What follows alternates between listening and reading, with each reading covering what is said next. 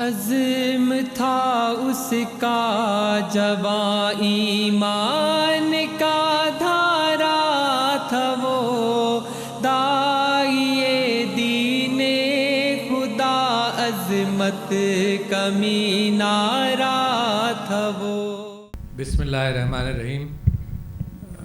محترم سید منور حسن صاحب، جو اکابرین جماعت یہاں تشریف رکھتے ہیں مختلف سیاسی جماعتوں کے، حاضرین اکرام، دوستوں اور ساتھیوں، السلام علیکم۔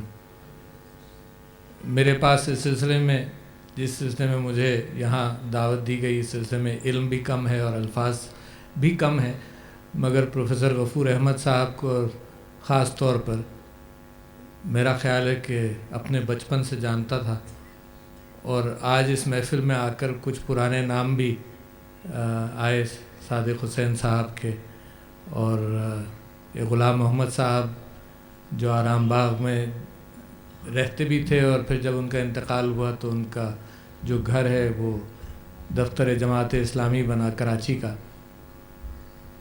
اگر آدمی اپنی زندگی پر غور کرے تو میں جماعت اسلامی کا اور اپنے دوستوں کا بے انتہا مشکور ہوں۔ اللہ تعالیٰ کا احسان ہوتا ہے زندگی میں کہ اچھی صحبتیں مل جائیں، اور اچھی صحبتوں کی بنیاد پر آدمی بھٹکنے سے بھی رک جاتا ہے اور کچھ عادتیں بھی اپنا لیتا ہے۔ تو مجھے یہ ضرور یاد ہے کہ غفور احمد صاحب، پروفیسر غفور احمد صاحب مرحوم مغفور، بڑے منکسر آدمی تھے، بڑی محبت کرنے والے آدمی تھے، اور مجھے تعجب یہ ہوتا تھا کہ جس زمانے میں وہ منسٹر بھی بنے، اور کبھی میری ڈیوٹی اس بات پر لگی کہ میں کچھ دن ان کے ساتھ شام کو جماعت کے پروگراموں میں ان کو اسکورٹ کرتا تھا، تو مجھے تعجب یہ ہوتا تھا کہ جہاں وہ جاتے تھے تو لوگ ان سے جس انداز سے سوال کرتے تھے اور جو مشورے دیتے تھے وہ بار بار اسی قسم کے مشورے ہر محفل میں ملتے تھے۔ تو مجھے سن کر میرا صبر کا پیمانہ لبریز ہو جاتا تھا، مگر وہ بڑے صبر کے ساتھ سارے مشورے مسلسل سنتے تھے۔ تو وہ میری زندگی کے اندر بڑی عجیب سی بات مجھے لگی کہ ابھی یہ مشورہ ملا، یہ 5ویں مرتبہ یہی مشورہ مل رہا ہے، اور وہ جو مشورہ دینے والا تھا اس کو کبھی یہ احساس ہونے نہیں دیتے تھے کہ تو اس کے مشورے کے اندر کوئی کمی ہے یا ریپیٹیشن ہے، بلکہ اسی اہمیت کے ساتھ اور اسی محبت کے ساتھ انہوں نے وہ مشورے سنے۔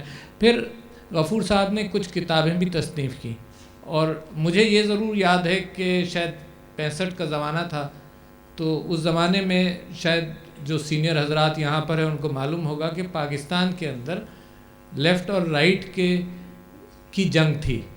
کچھ لوگ جو جانتے تھے وہ رائٹ کی طرف تھے، کچھ لیفٹ کی طرف تھے۔ تو 65 کے زمانے میں یا 64 کے زمانے میں میں نے اس سلسلے میں یا 66 میں پڑھنا شروع کیا۔ میری والدہ مرحومہ مجھے مختلف کتابیں، جب میں کامکس پڑھنے کا شوقین تھا تو مجھے مولانا مودودی کی کوئی کتاب دیتی، اور غفور صاحب نے ایک مرتبہ مجھ سے کہا، مجھے تفہیمات دی اور کہا کہ اس کو پڑھنا ضرور۔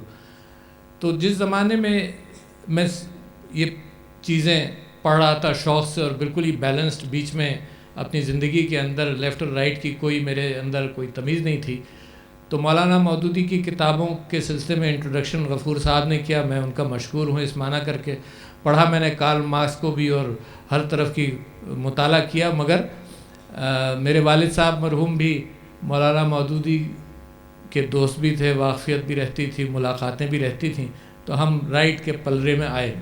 اچھا، غفور صاحب نے کتابیں بھی لکھیں، اور مولانا کوثر نیازی نے ایک کتاب لکھی تھی اور لائن کٹ گئی۔ یہ کتابیں ایسی تھی کہ جو سیاست میں اور آپ اخبار میں پڑھتے ہیں اس کے پیچھے افراد کا کردار اور افراد کا رول اتنا زیادہ ہوتا ہے کہ وہ جب تاریخ لکھی جاتی ہے تو شاید تاریخ کے اندر وہ پھر بھی کہیں نہ کہیں مدھم ہو جاتا ہے۔ غفور صاحب نے جو کتابیں لکھیں اس سے کم سیاست میں جو ہوتا ہے اس کی بیک گراؤنڈ کا پتہ چلتا تھا۔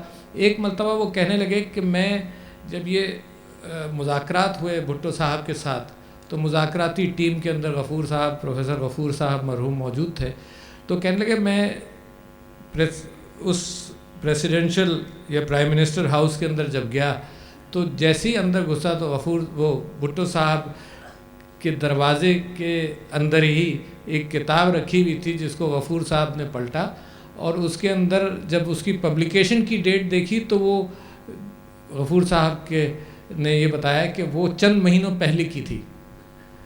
تو اس کو غور سے وہ دیکھ ہی رہے تھے کہ بھٹو صاحب آئے، تو بھٹو صاحب کہنے لگے کہ یہ غفور صاحب نے بات سنائی. تو میں سمجھتا ہوں کہ یہی چند باتیں میں آپ کے سامنے رکھ سکتا ہوں. میرا علم بڑا محدود ہے مگر آپ اس سے لطف اندوز بھی ہوں گے. غفور صاحب کہنے لگے کہ بھٹو صاحب نے کہا کہ یہی تو مجھ میں اور بہت سارے لیڈران میں فرق ہے، اور انہوں نے کہا غفور صاحب آپ کی بات نہیں کر رہا کہ وہ مطالعہ نہیں کرتے، اور میں بالکل کرنٹ رہتا ہوں مطالعات کے سلسلے میں. پھر ایک اور موقع پر جو میں لوگوں کو کوٹ کرتا رہتا ہوں، کیونکہ میں بھی سیاست کو اس طرح سے سمجھنے کی کوشش کرتا ہوں کہ افراد کا رول کیا رہا ہے.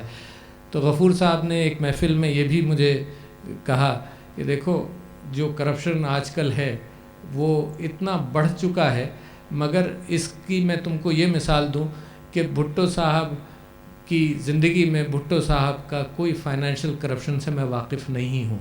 یہ ضرور ہے کہ انہوں نے کرپشن ہوتا دیکھا ہوگا، مگر خود ان کے کسی فائنینشیل کرپشن سے واقف نہیں ہوں. تو میں یہ سمجھتا ہوں کہ جو رول پروفیسر غفور احمد صاحب کا تھا وہ ایسا تھا جس کے اندر وہ سب سے محبت کرتے تھے، کبھی ایکسٹریمز پر نہیں گئے. یعنی سیاسی لیڈران سے ملاقاتوں کے اعتبار سے بھی کبھی ایکسٹریمز پر نہیں گئے، ہر ایک سے ملتے رہے، ہر ایک کے ساتھ مشفقانہ انداز سے ملتے تھے. لہٰذا ان کا ذکر دوسرے لیڈران بھی اسی اعتبار سے ان کی عزت بھی اسی معنی کر کے کرتے تھے. قاضی حسین احمد صاحب اللہ تعالیٰ ان کی بھی مغفرت کرے، انہوں نے بڑی ڈائنامزم جماعت کے اندر پیدا کی جس کا ذکر ہمارے بھائی سلیم ضیاء صاحب نے بھی کیا. مجھے ہمیشہ یہ شوق رہتا تھا کہ وہ مجھے پہچان لیں، وہ مجھے پہچان لیتے تھے. اور ایک مرتبہ میں بڑی مجھے رشک کے ساتھ میں ذکر کر رہا ہوں کہ مجھے بڑا لطف آیا کہ میرے اوپر ذمہ داری لگی. کوئی 100 روزہ اجتماع تھا حیدرآباد کے پاس کسی جگہ پر، تو میں ان کو اپنی گاڑی میں بٹھا کر لے گیا تھا اور ان کے ساتھ کافی بہت ساری چیزوں پر گفتگو ہوئی. مگر ان کے اندر ڈائنامزم تھا، انہوں نے جماعت کے اندر جو پولیٹیکل ڈائریکشن کے اعتبار سے بڑے بولڈ اقدامات کیے. تو میں سمجھتا ہوں ان دونوں حضرات کا پاکستان کی سیاست کے اندر بڑا گہرا اثر ہے، اور جماعت اسلامی کو فخر کرنا چاہیے ایسے لوگوں پر. دیکھیے ایک تو پاپولر تنظیمیں ہوتی ہیں اور پاپولر پارٹیز ہوتی ہیں، ایک وہ جماعتیں ہوتی ہیں جو آئیڈیولوجیکل اینکر بنتی ہیں، ضمیر بنتی ہیں ملک کا. تو جماعت اسلامی کو فخر کرنا چاہیے کہ اس کے اندر ایسی پرسنالٹیز پیدا ہوئیں، اس کے اندر ایسی کوئی یہ غفور صاحب کوئی بہت زیادہ شعلہ بیان مقرر نہیں تھے، مگر اپنی بڑی مدلل انداز سے گفتگو رکھتے تھے. مجھے تو یہ بھی یاد ہے کہ مولانا ابوالعلا مودودی مرحوم بھی بہت ہی مدلل مقرر تھے. اور اگر شعلہ بیانی کے اعتبار سے جن لوگوں کو یاد ہو تو لاہور کے اندر شورش کاشمیری صاحب تھے. اور میں اپنے کالج کے اندر کوشش کرتا تھا کہ لوگوں کو لے جاؤں مولانا کی تقریروں کے اندر.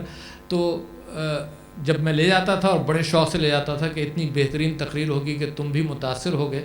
تو مجھے یاد ہے کہ میں لے گیا اور مولانا نے اتنی دھیمے انداز سے ساری تقریر کی، مگر اس کے اندر جو باتیں انہوں نے کہیں وہ مجھے آج تک یاد ہیں، اور جن دوستوں کو میں لے جاتا تھا ان کو آج تک یاد ہیں. مولانا نے یہ بات کہی کہ اگر مشرقی پاکستان علیحدہ نہیں ہوا تھا جب تک، انہوں نے کہا کہ اگر مشرقی پاکستان علیحدہ ہو جائے گا تو اس پاکستان کے اندر بھی بے انتہا تناؤ پیدا ہوگا صوبوں کے درمیان. تو وہ آج تک مجھے بات ہے یاد ہے. تو میں یہ کہہ رہا ہوں کہ یہ اکابرین اور یہ لیڈرشپ، یہ پاکستان کی قسمت بھی اچھی ہے کہ ایسے لیڈر پیدا ہوئے، اور جماعت اسلامی کو فخر ہونا چاہیے ایسی بات پر کہ وہ مورل اینکر پاکستان کا بنی رہی، اور ان دو لیڈران کا اس میں بے انتہا کنٹریبیوشن ہے. میں آپ لوگوں کا بے انتہا مشکور ہوں کہ آپ نے میری مختصر بات سنی. شکریہ جان.